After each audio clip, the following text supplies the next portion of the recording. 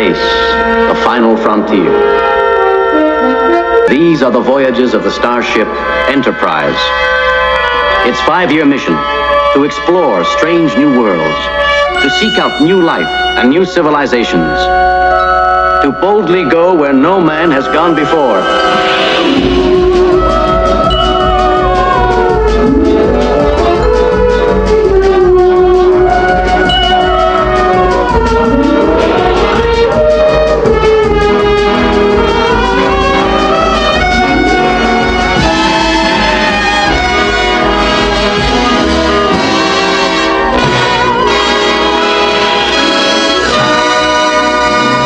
Hey guys, hope this finds you well. Thanks for being channel members and supporting the channel, because I really couldn't do this sort of content without you guys. So today I've come up with an exclusive special top 10 list of Starfleet Academy this past week, and the pilot episode, I think, being better than most people expected it to be, I've decided to rank my top 10 Star Trek pilot episodes ever.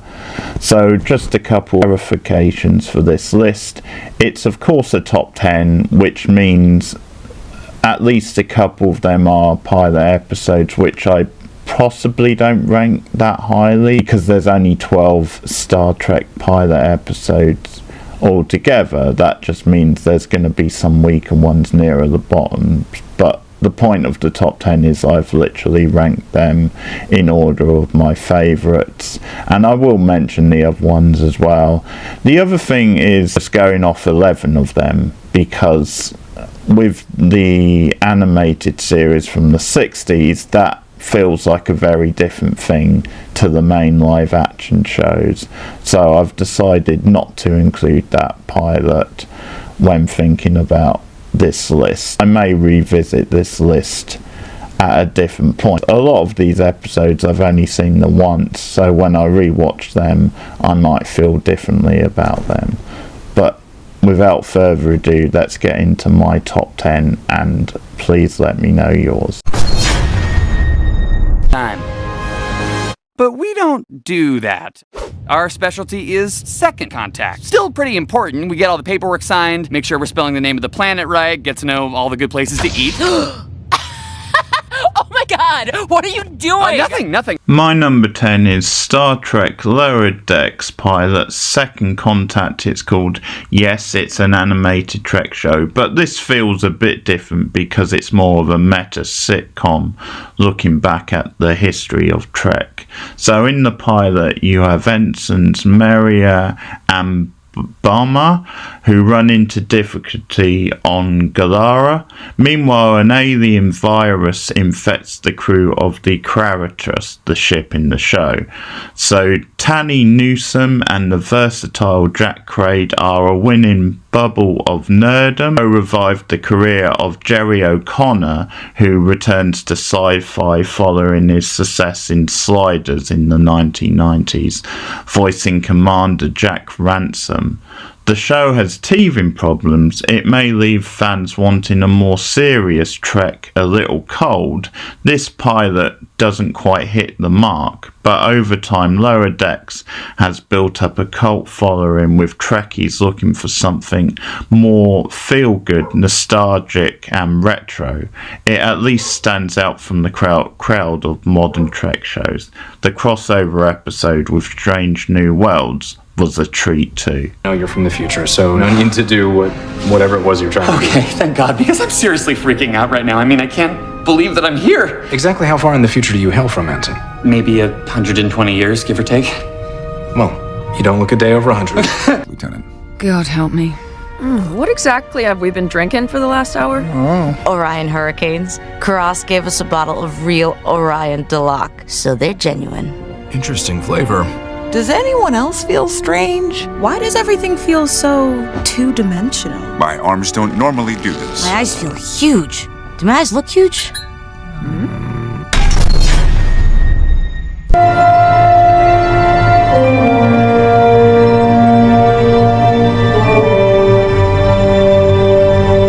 Number 9, Star Trek Discovery's The Vulcan Hello. Discovery was the first in the big Trek TV relaunch from Alex Kurtzman in 2016, How Time Flies. The series follows the crew of Discovery a decade before the original series in the 23rd century at the end of the second season.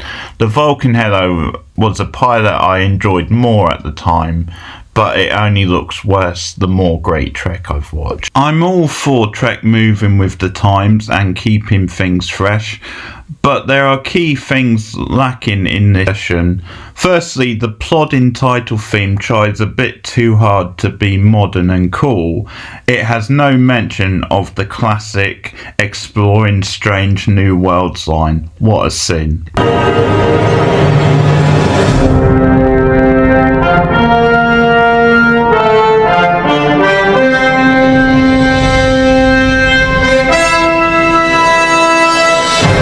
There's no iconic shot of the ship in the opening titles, instead it's more artsy-fartsy. They give us the ship landing in the desert later on during the episode. Yes, a desert in Star Trek. The outfits worn by Giorgio and Michael and the sweeping blockbuster type action resembles Star Wars more than Star Trek.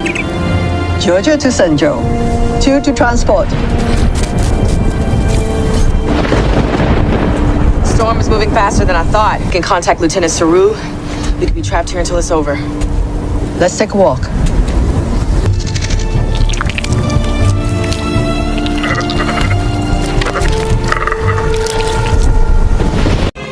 Damn sandworms, 13%.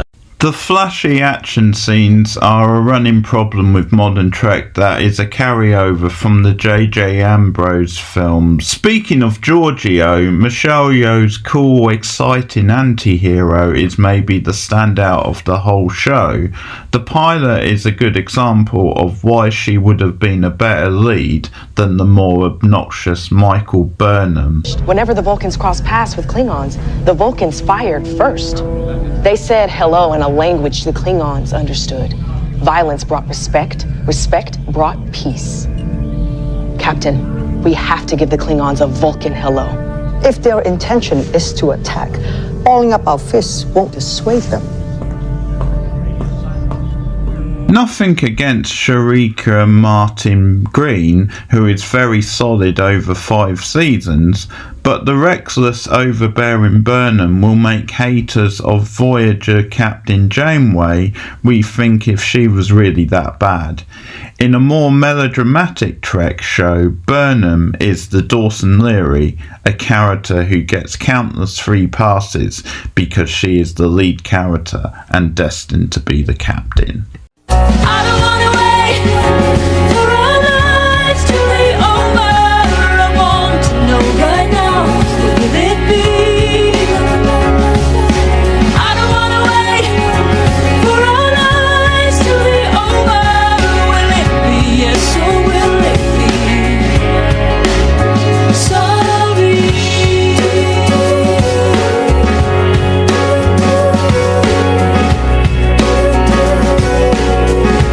Discovery is one of the most inconsistent Trek shows. Voyager, again, a good comparison.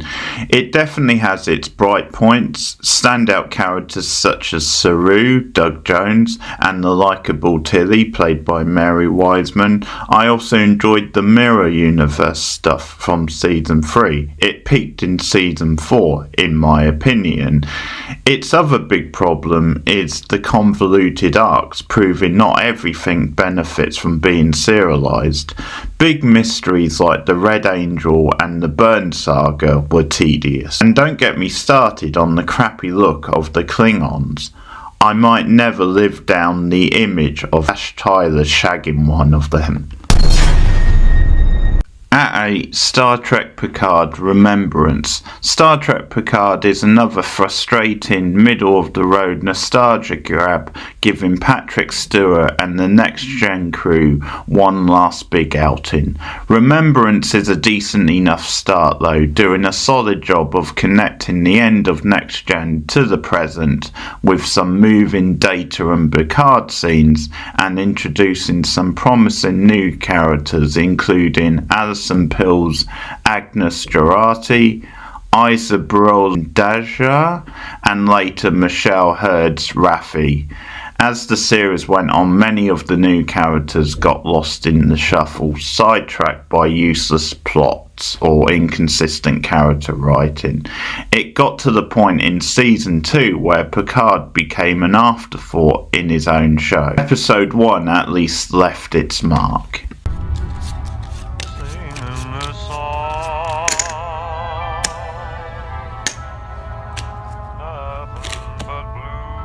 See? And raise.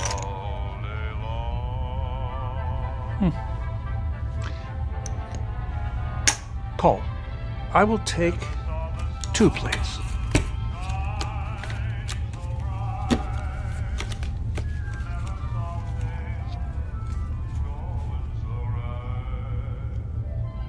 You have a tell. That is impossible, sir. Every now and then, you dilate your left pupil, ostentatiously, I might add, in an effort to cheat me into thinking that you have a tell. Sugar? No, thank you, sir. Why are you stalling, Captain? I don't want the game to end. Straight in at 7, Starfleet Academy's pilot, Kids These Days, and who would have thought this, one of the surprises of the year, as no one really expected this pilot to be any good. The show of course follows the first group of cadets in over a century since the burn, as they train on board the USS Athena. Holly Hunter brings a subtle light touch as the training instructor with a dark past. Paul Giamatti is fantastic scenery truant villain, with nice support from UK stand-up Gina Gershon as Klingon trainer, returning Robert Picardo as the holographic Doctor, and so far Bella Shepherd's Genesis may be my pick of the cadets so far, though lead of the show Sandra Roster in search of his supposedly dead mother, played by Tatiana Maslany, is also decent. Yeah, one of the best modern Trek pilots. I said it. Kids These Days. Been a long road getting from there to here. It's been a long time, but my time is finally near. And they're not gonna hold me down no more. No, they're not gonna change my mind.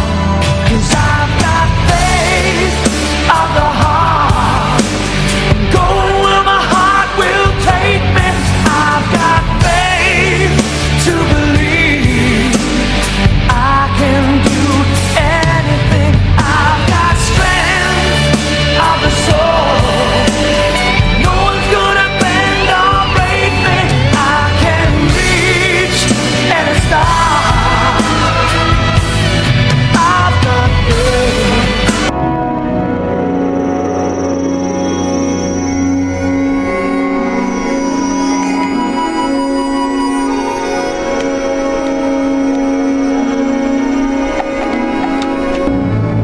Take her out, Mr. Mayweather. Straight and steady.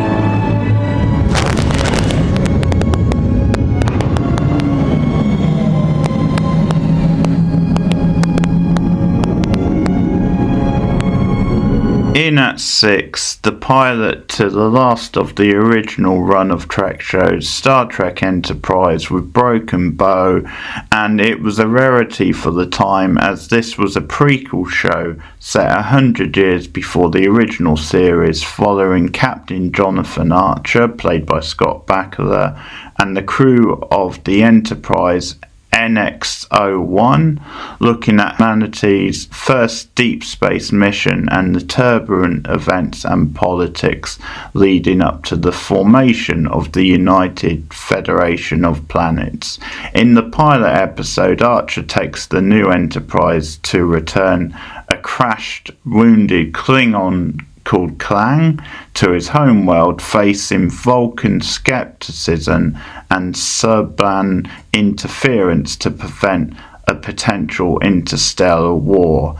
As a big Scott Bakula fan from Quantum Leap, it took some getting used to him as the more stern, real American Captain Archer, with this, as I said, the last of the Trek shows originally running 4 seasons from 2001 to 2005. It has since developed a little bit of a cult following, having a more modern Battlestar military take on sci-fi.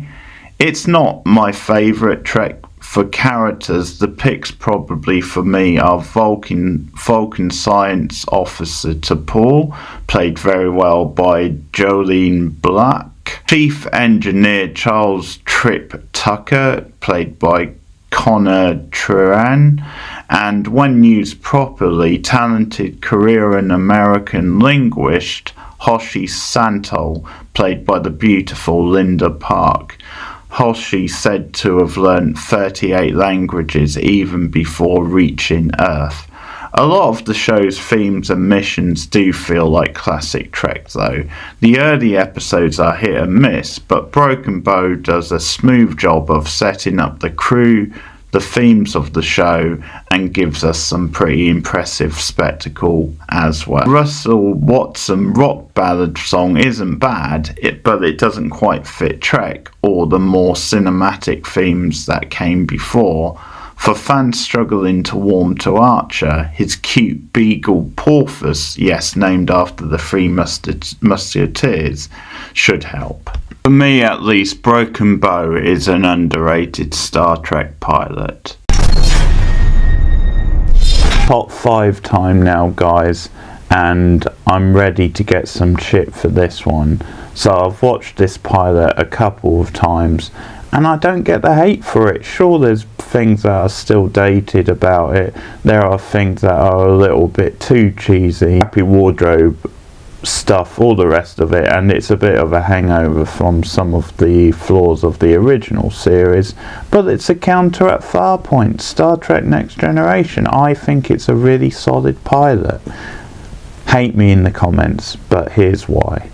I like that it's old man Bones in his crappy old age makeup as the crossover character Pachin shows. It's much more quirky and random, reminds me a bit of when Quark was the torch passer from DS9 to Voyager, so that's pretty cool. As for the plot, the Next Gen crew, led by Captain Picard on their maiden voyage, investigate Farpoint Station, a mysterious advanced base built by the simple Bondi people.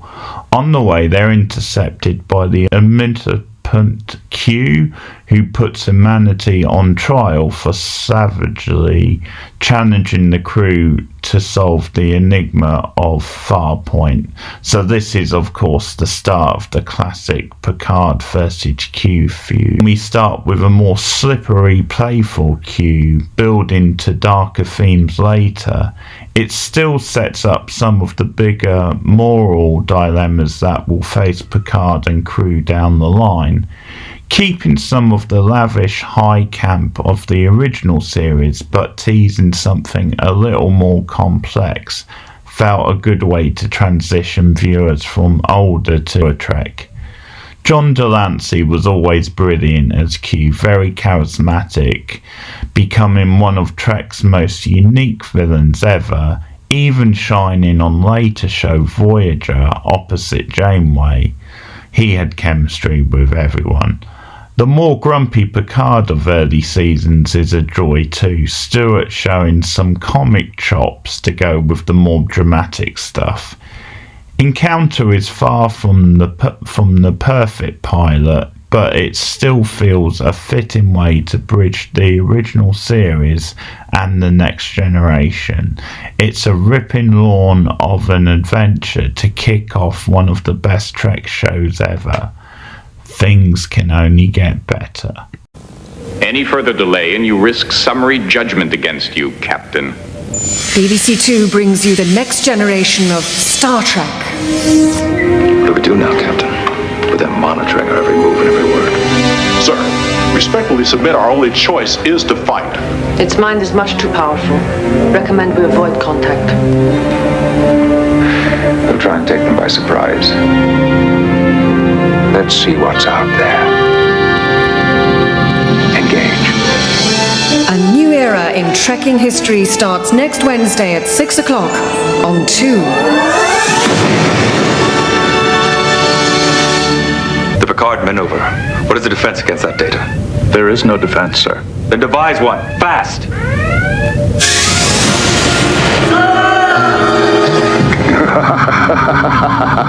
Take this fire! Torpedoes away! Fire.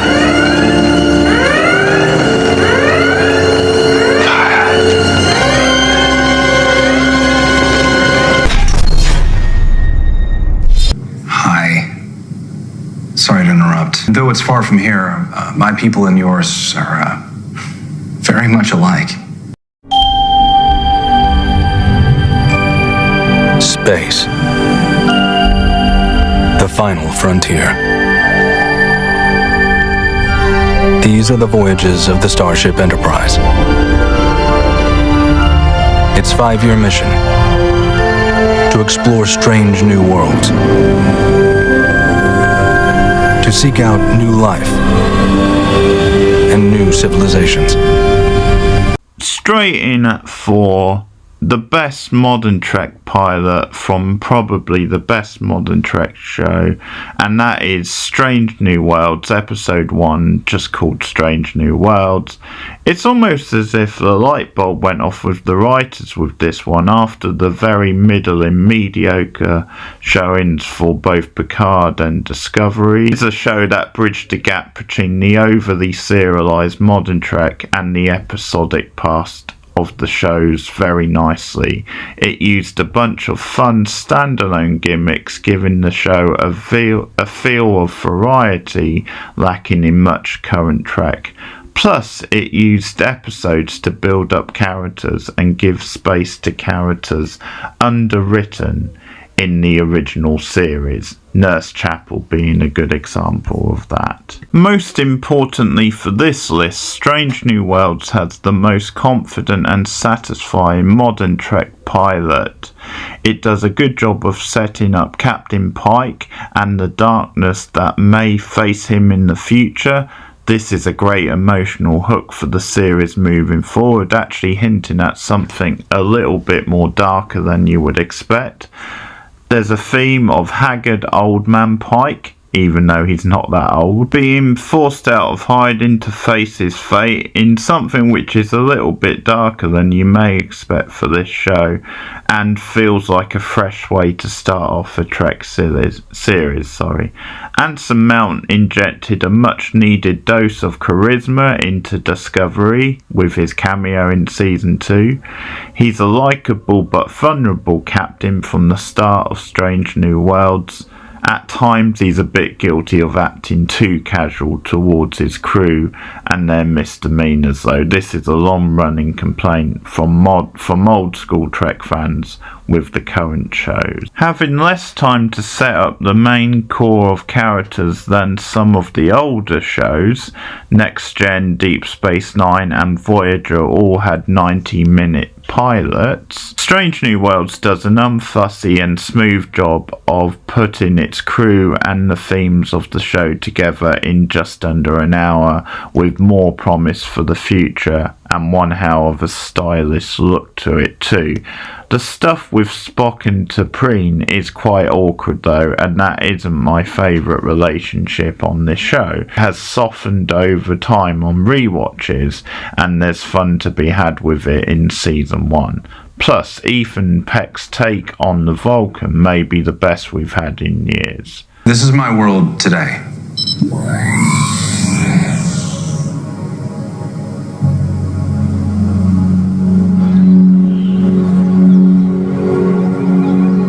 But we were not always peaceful.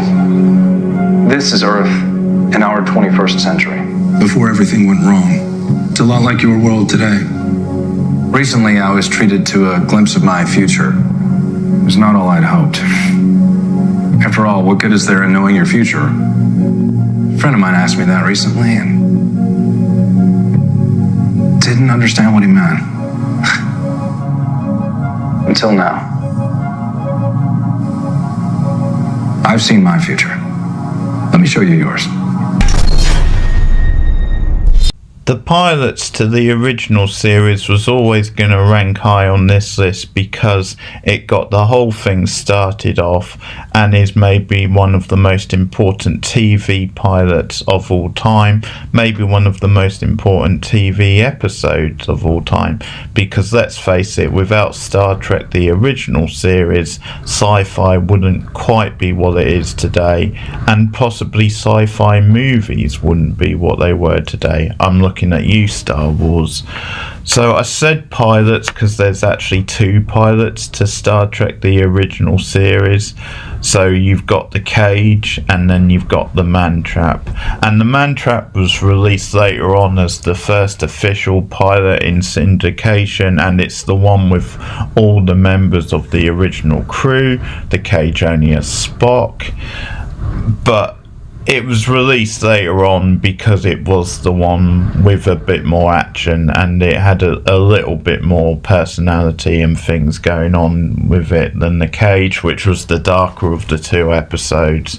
But the Cage over time has developed a cult following. It has been referenced in Trek after it and has been reused and referenced in Strange New Worlds, for an example. So the plot to the Cage is that Captain Pike, who is the main captain in this first episode, he's played by Jeffrey Hunter with classic 60s stoicism. He's held prisoner and tested by aliens who have the power to project his incredible lifelike illusion. So I think Jeffrey Hunter is quite good as Pike, and it's nice to see an early version of Spock coming off a little bit goofy in this episode. But you do miss some of the flavour and characters and some of the camp fun of the original series with a more deadpan crew in this episode. And that gets introduced in the Man Trap, which, despite being dated in its premise, is quite a lot of fun to watch. And you can see an interesting sci-fi idea in there, a very 60s sci-fi idea. So Dr. Bones McCoy discovers his old flame is not what she seems. After crew members begin dying from a sudden lack of salt in their bodies. Leonard, wake up, please, help me! Help me, Leonard! They're trying to kill me, don't let them kill me! Ooh, easy, nobody's going to... But you must help me! Not Nancy Bones.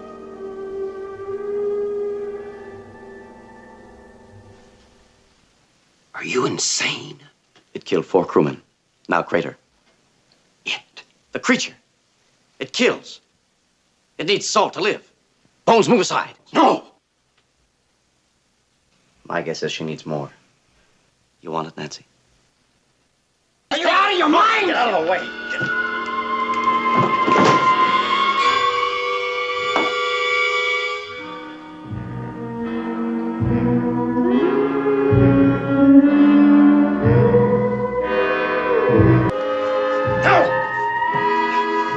It's killing the captain! Shoot, quick! I won't shoot Nancy. This is not Nancy. If she were Nancy, could she take this? Stop it, Spock!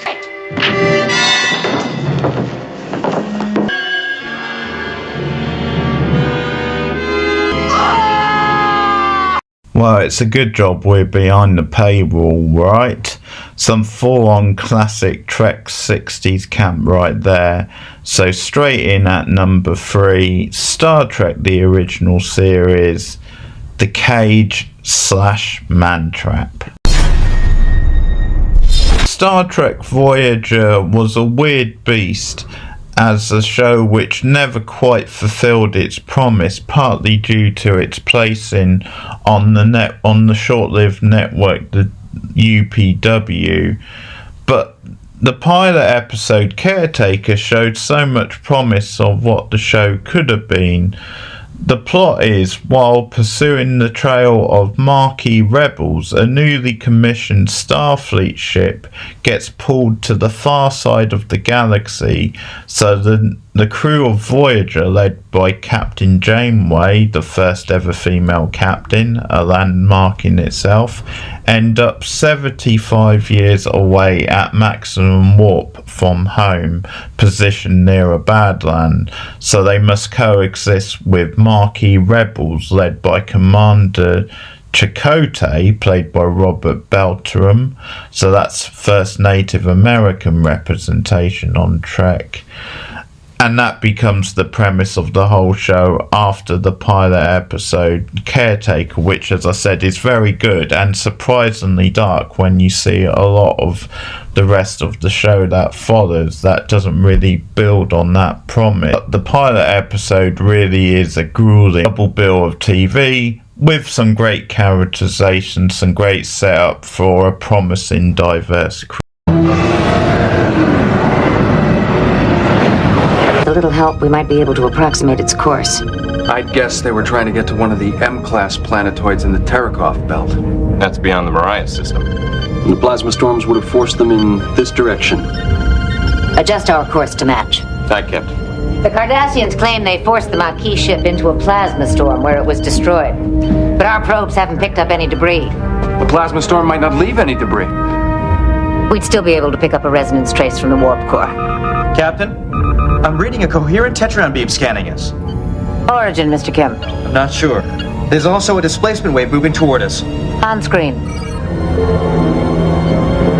Analysis.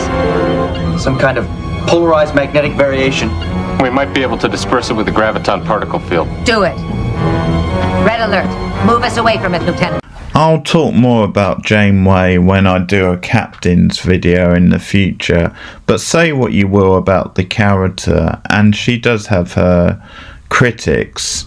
Kate Mulgrew is wonderfully commanding in the role with a cool, dry wit as the captain.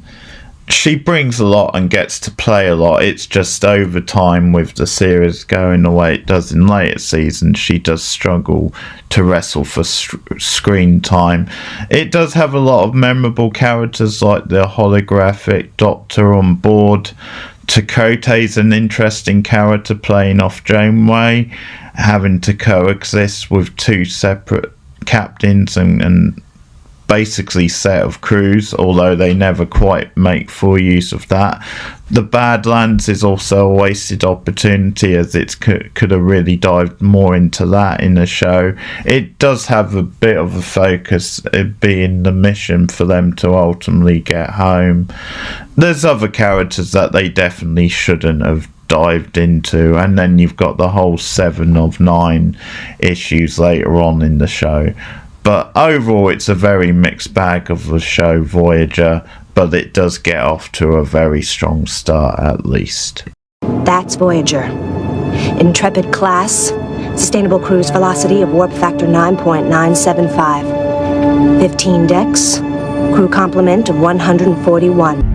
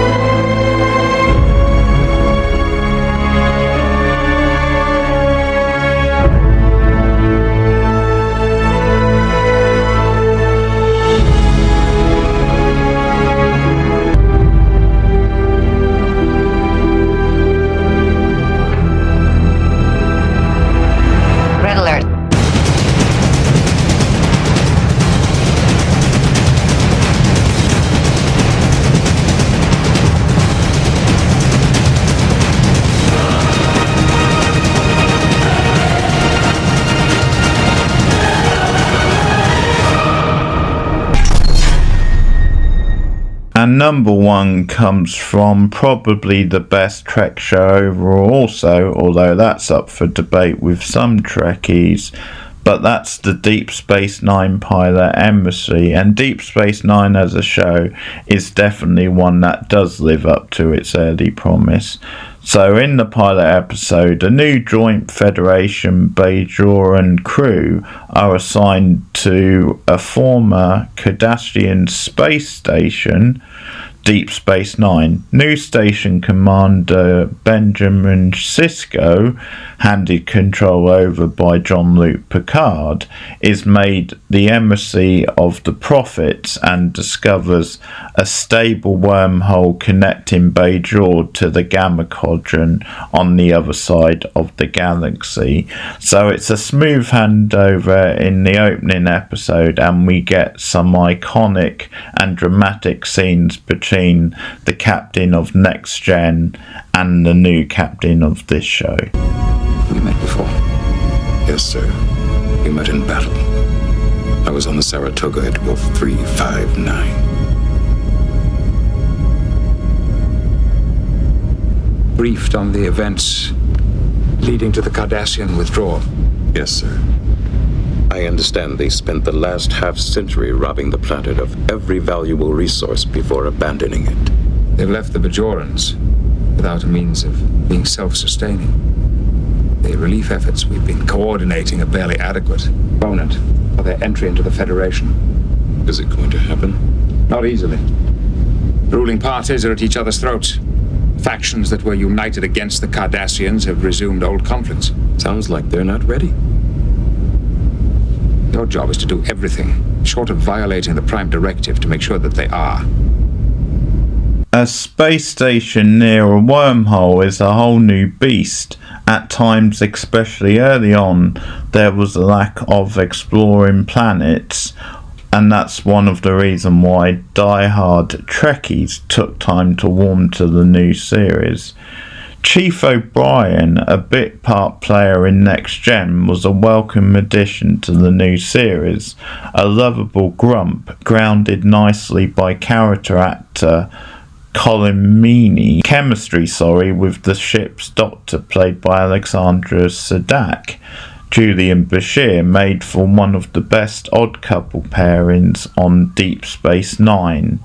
Such pairings help keep a dark and more dense world, with a lot of intimate scenes set in corridors, more lively with lighter touches. As does the love-to-hate them rivals of shape-shifting security officer Odo and Ferengi bar owner Quark, played by Armin Shimmerman, and the Ferengis, another race that had so far mostly been unexplored in Trek, rejected 2 cameos in Next Gen.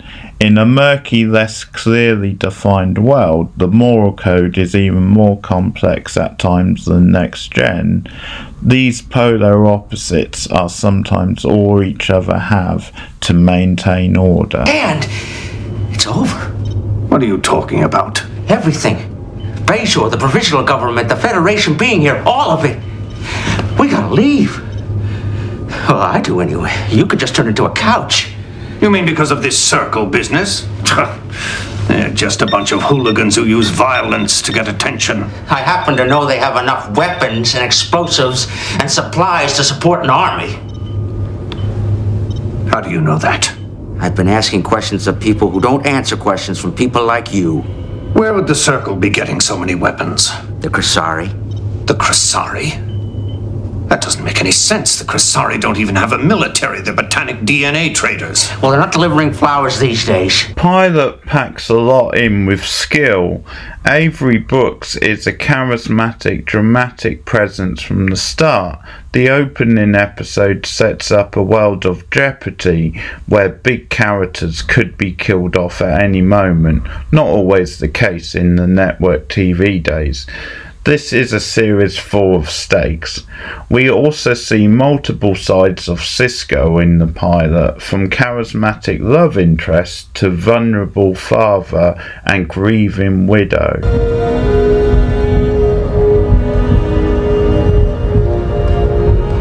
I don't know if If you can understand, I see her like this. Every time I close my eyes, in the darkness, in the blink of an eye, I see her like this. None of your past experiences help prepare you for this consequence. The world of Deep Space Nine shows you how things are complicated by religion, tradition, family and politics. It has one of the early portrayals of terrorism on Trek, not always from the bad guys too. Though the religious side of Cisco can become one of the more ponderous of the series, it's never a straight black or white portrayal, and it adds extra layers to the other themes of the show.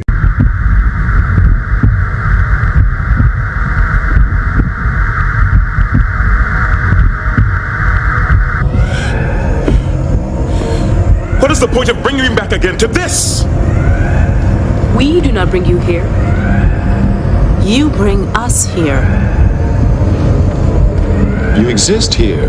Then give me the power to lead you somewhere else. Anywhere else. We cannot give you what you deny yourself. Look for solutions from within, Commander. Exist here.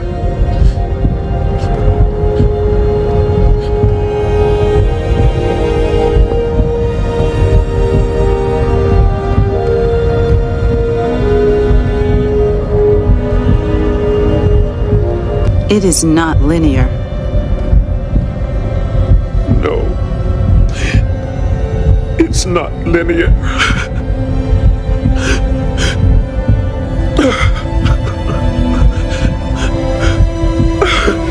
DS9 takes some time to get out of second gear with some teething problems in the first couple of seasons, but it would grow into an undeniable classic with some of the best characters and acting of any Trek.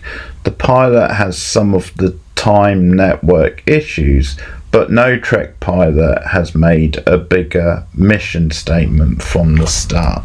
So Deep Space Nine Embassy is my number one for the Trek pilots, and that is my top 10 ranked in order. Let me know what your top 10 would look like, and thanks for supporting the comments. Let me know whatever lists you want to see, and also whatever Trek themed videos you would like to see from me.